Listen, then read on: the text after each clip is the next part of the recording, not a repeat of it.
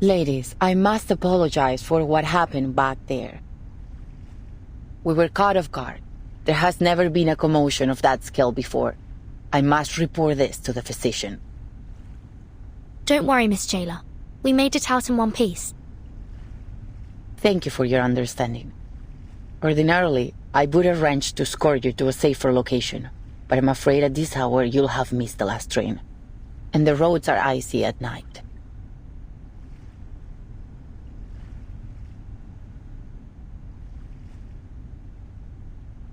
Psst. Vernon, we can't leave like this. We appreciate your kind consideration, Miss Jailer, but we still have some unfinished business here. I see. I'll arrange a clean room in a safer section for you. We'll do our best to ensure your safety tonight.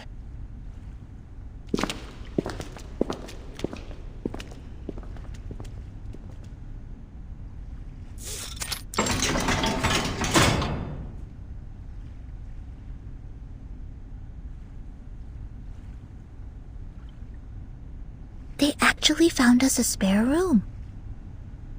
Bleak, quiet, and somber. It's a cell like all the others. Don't worry. This isn't the first time we've ended up on the wrong side of the bars. At least this time we're just here for the night, not a full sentence.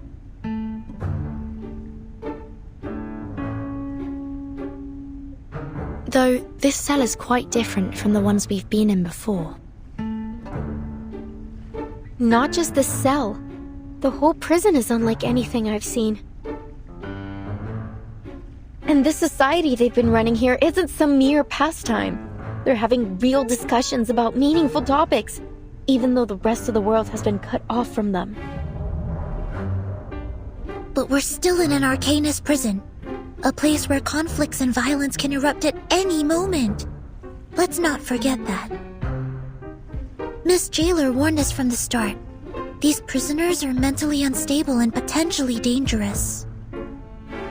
Miss Recoleta, with all due respect, we can't afford to see this place through rose-colored glasses. We'd be overlooking the risks, as we did earlier. And with all due respect, Soneto, we didn't overlook any danger. At least I didn't.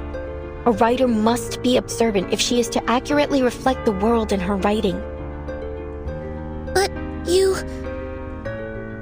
We came here with different goals, and still, none of them have been accomplished.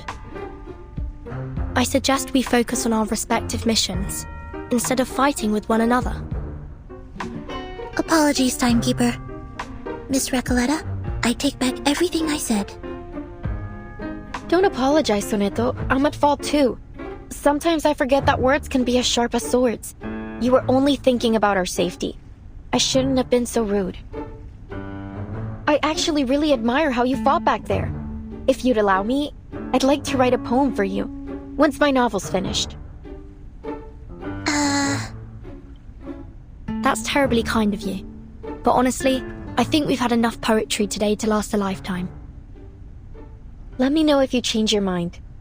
By the way, did either of you see what happened to the idealist?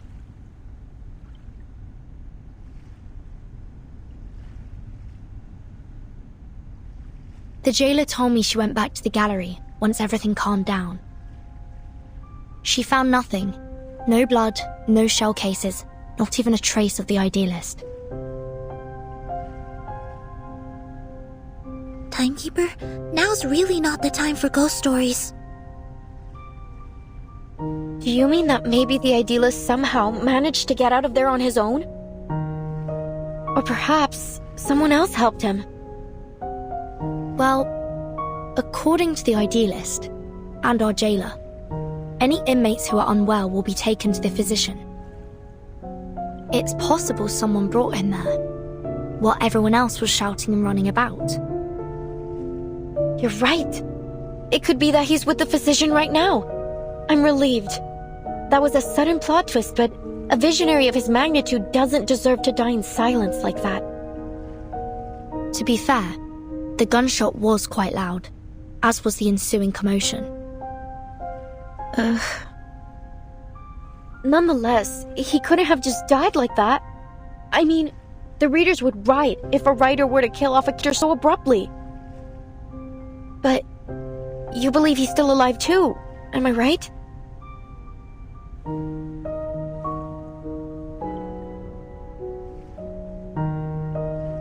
There's nothing that we can be certain of for now. But on a brighter note, we didn't come back empty-handed from our mission either, Sonetto. We found Dr. Dorres' signature in the gallery.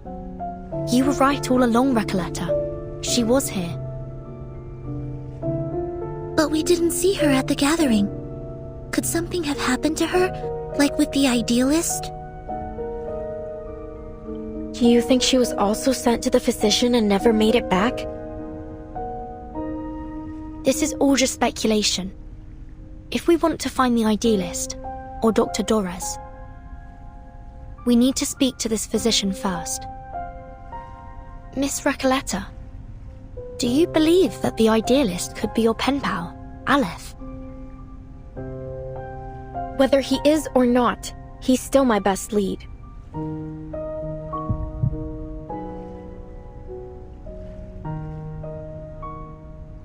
Amigas, I've had this strange feeling in my gut since we got here. Something is slowing us down. Now, to figure out what it is...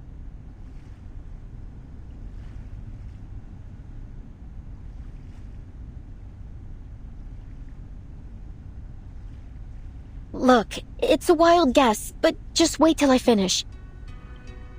It feels like everything happening in this prison is somehow connected to my novel, El auge y la caída de la cordura. We're no strangers to wild guesses, and sometimes they're closer to the truth than you'd think. So this... The rise and fall of sanity. Sorry. What exactly is your story about?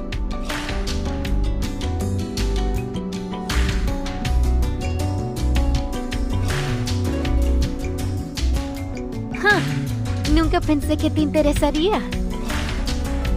It starts... Sorry, it's been a while since I told it from the beginning. A few years ago, I worked as a forest ranger. It happened in a desert town called Amalfitano, in Sonora, back in 1975.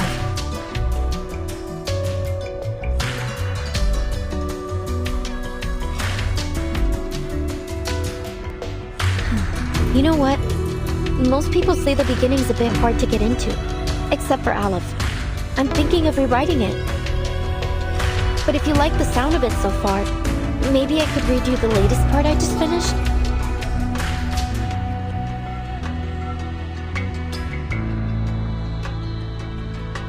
Please.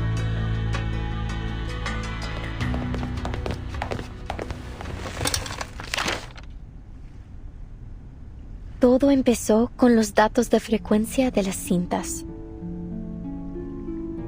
El patrón general parecía haber cambiado. Al principio, la investigadora de paracausalidad lo atribuyó a un error estadístico. Un fallo, tal vez. Oh, sorry. But after a few days and long nights of meticulous calculations, that explanation only became less and less plausible. The odds of success and failure kept shifting, and the chance of repeating the previous result kept growing. It was as if someone had tampered with the rules and tweaked it to their liking. She took her findings to Amalfitano, the town of nothing, as they called it then.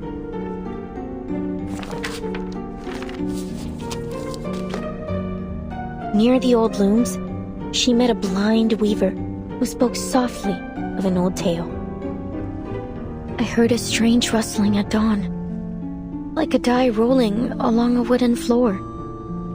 Then the morning light dimmed and died.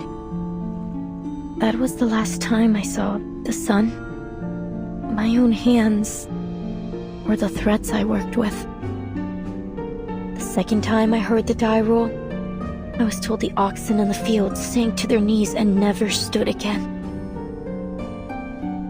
By the third roll, the fields were crawling with frogs. Plows ran over them, and some still writhed, squeezing themselves deeper into the cracks in the earth.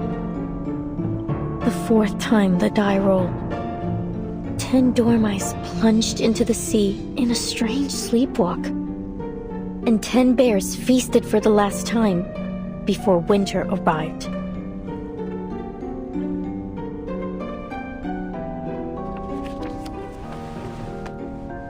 The final roll of the die was cast in a cage during a duel. Before a crowd of eager eyes, the winner left with 10 pounds of gold, and the loser left with 10 flies, which fell on him to feast.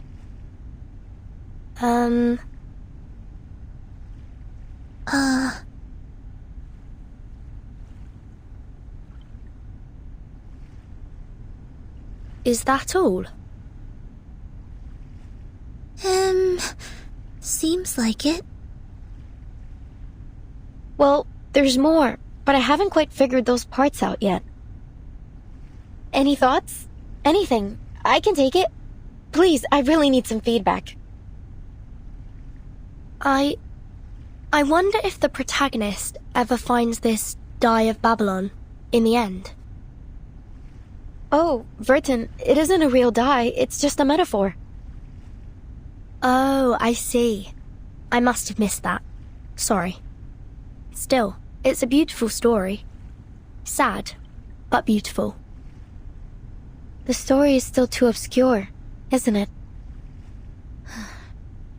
Aleph warned me about this. In our last correspondence, he suggested adding the Blind Weaver to shed light on the hidden theme. It helped at first, but even with his sage advice, no matter how hard I tried, the plot just didn't seem to move forward. Feel stuck in that village with them, lost, dazed, isolated inside their small, disconnected moments. Something crucial is missing, leaving gaps between the characters and the scenes.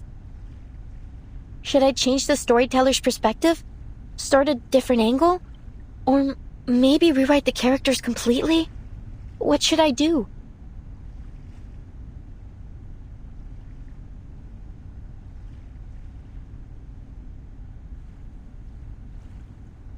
Apologies, but you said your story somehow connects to what's happening here in the Panopticon.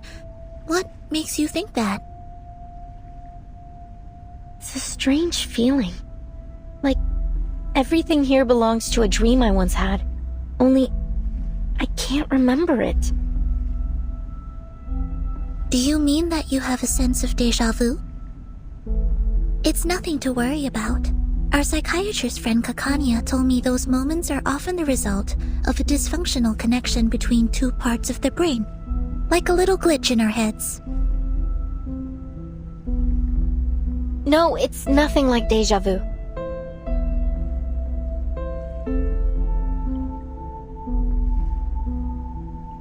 Déjà vu is a single moment, a specific situation.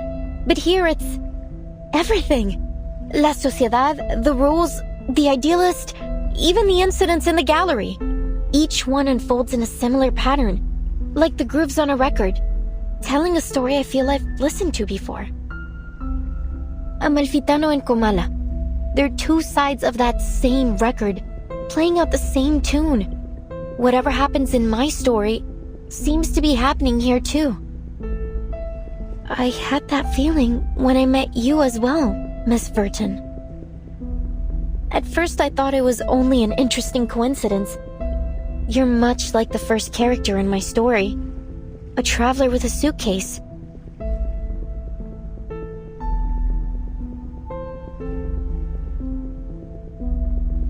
But then I realized, the doctor, your Dores, she's like the Blind Weaver who lost her sight to the die despite having always been faithful to it.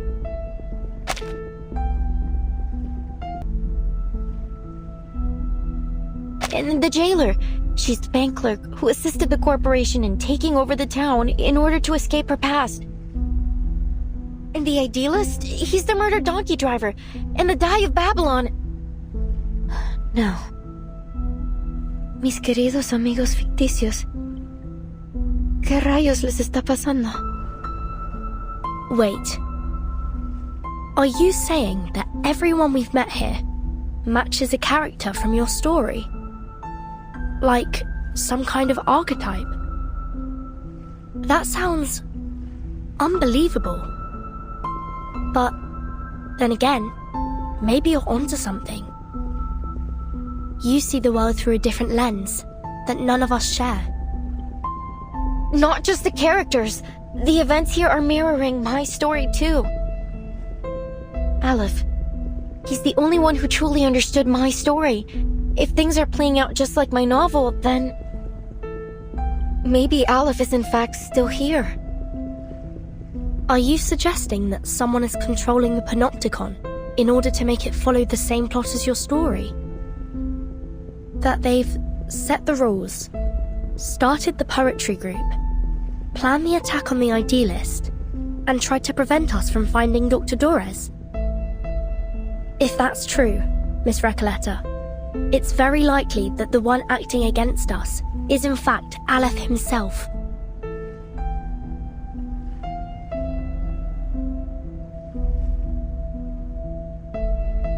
But No. How could that be possible?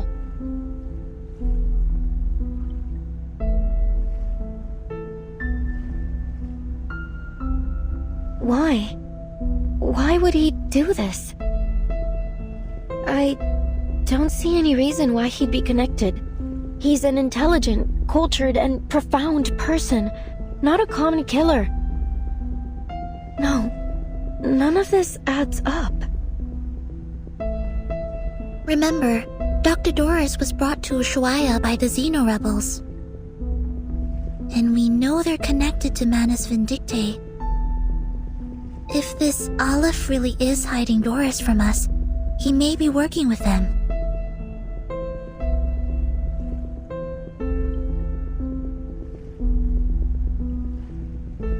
Oh, my... Soneto. I didn't know you had such a flair for stories. Maybe you should join us and become a visceral realist too. I think you're only imagining things. Perhaps you were inspired by this strange prison? Perhaps we all need to start writing our own stories. Come out now. Whoever's out there, speak up. How can we help you? Who's there?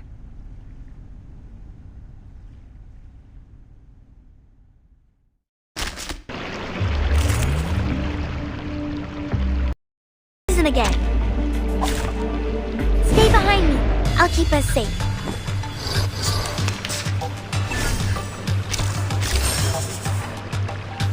Perfectly understood. My sword sharp. This hand should do. Do you have a little faith in me, Master? So long lives this, and this gives power to thee. Oh, be careful.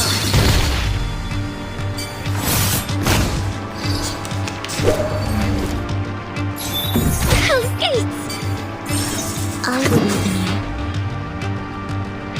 in you. Oh look, here's another one. Legna sereno intenso ad infinito. Flee, mortals!